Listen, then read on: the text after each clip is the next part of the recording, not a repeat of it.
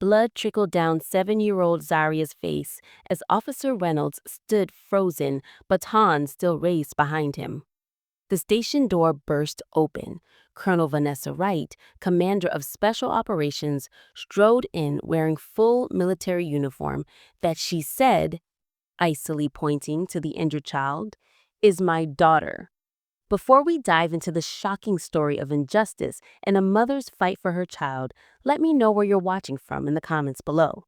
This story will show you how quickly an ordinary day can turn into a nightmare when prejudice guides those with power. Hit the like button if you believe no child should ever face violence from those sworn to protect them, and subscribe to follow more stories that expose the truth about systemic injustice in America. The Memphis spring sunshine cast long afternoon shadows as 7-year-old Zaria Washington skipped alongside her aunt Keisha through the parking lot of Ridgeway Shopping Center.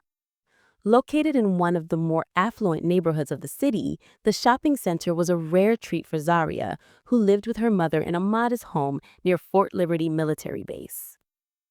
Can we get those special rainbow sour candies, Auntie Keisha?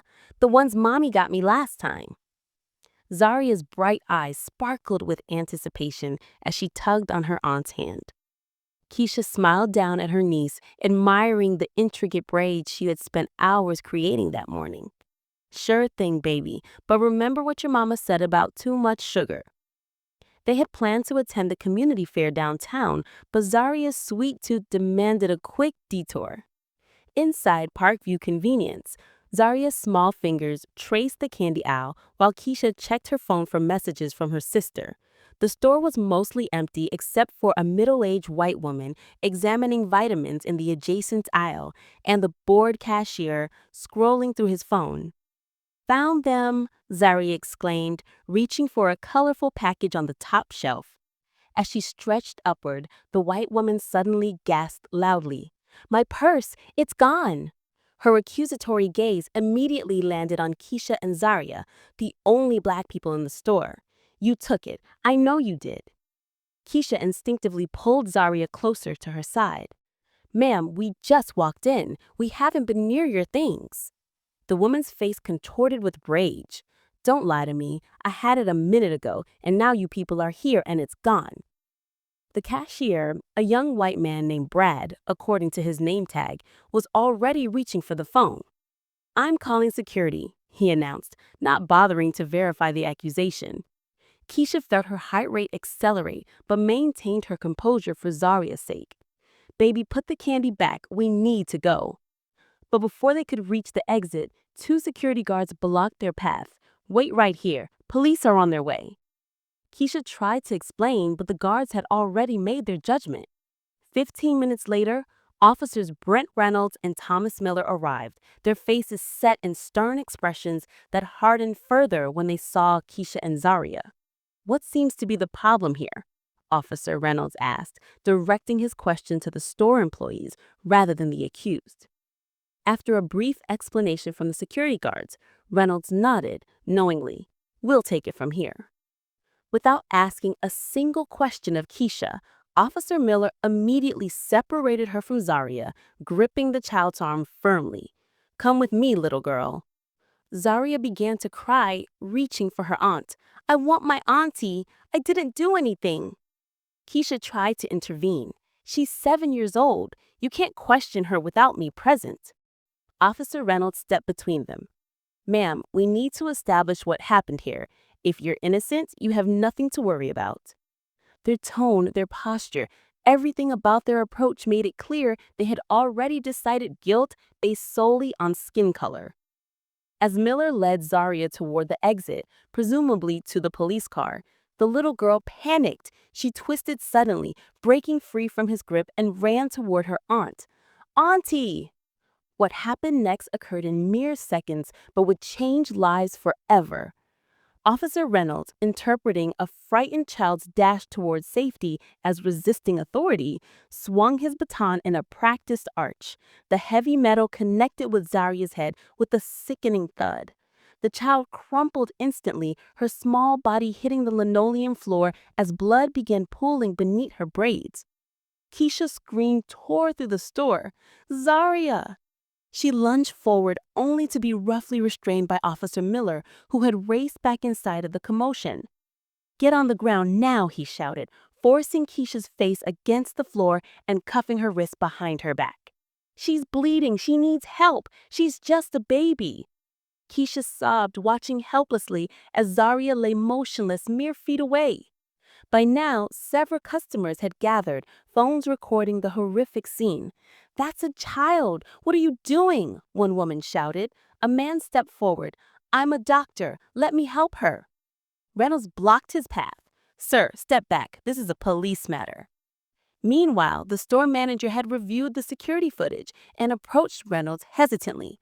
"Officer, the woman who reported the theft, her purse was in her car. We just checked the parking lot cameras. She left it there herself." The revelation barely registered on Reynolds' face. No apology, no change in demeanor. Instead, he radioed for an ambulance while maintaining the same aggressive posture over the injured child. "Suspect is secure but injured, requesting medical assistance." Suspect. A 7-year-old girl lying unconscious in a growing pool of her own blood was still, in his mind, a suspect. Despite being handcuffed and pinned to the floor, Keisha managed to shout to one of the bystanders, "My phone's in my back pocket. Call my sister. Call Vanessa Wright." A young woman retrieved the phone and found the contact for Sis, Vanessa, while the officers were distracted with crowd control. When the ambulance finally arrived, Zaria was still unconscious. The paramedics' faces showed shock at the victim's age and the nature of her injuries. "What happened to this child?" one asked, his voice tight with barely controlled anger. "She was resisting and fell," Reynolds responded mechanically. The paramedic looked at the baton still in Reynolds' hand, then at the child's head wound, his disbelief evident. As they loaded Zaria into the ambulance, she finally stirred, her eyes fluttering open in confusion and fear. "Auntie, where's my mommy? My head hurts." Her small voice, weak and frightened, carried across the now silent store.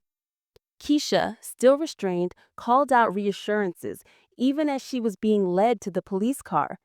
"Baby, it's okay. Mommy's coming. Mommy's coming." Colonel Vanessa Wright stood at the head of the briefing table in the Secure Operations Center at Fort Liberty, laser pointer dancing across satellite imagery as she outlined the final phase of Operation Silent Vanguard.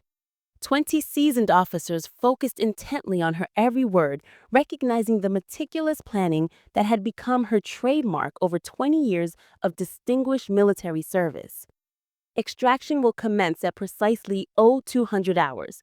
Team Alpha will secure the perimeter, while Team Bravo, Captain Davis. Her words halted when she noticed her aide, Captain Marcus Davis, at the door, his expression grave.